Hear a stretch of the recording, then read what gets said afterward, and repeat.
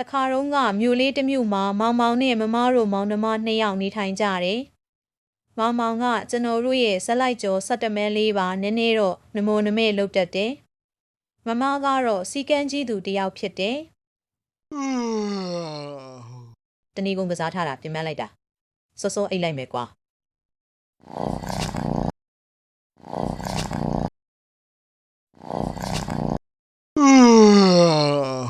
အိတ်လူကောင်းလိုက်တာကွာမိုးတောင်နေနေပြီပဲဗိုက်စားလိုက်တာကွာနွားနို့တောက်ချင်တယ်မိဖို့ခန်းစီသွားမယ်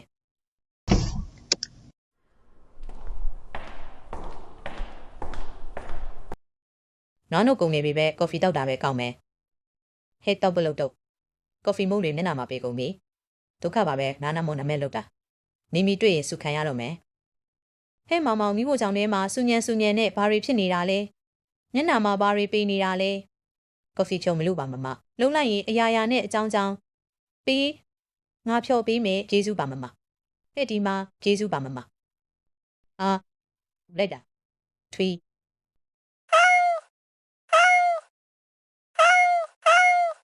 ငါကြောင်လေးလန့်သွားပြီနောက်ဆိုရင်ငါရဲ့နမိုနမဲလုတ်တက်တဲ့အကျင့်ကိုခင်ရတော့မယ် channel ကို like and subscribe လုပ်ပြီးအားပေးနိုင်ပါတယ်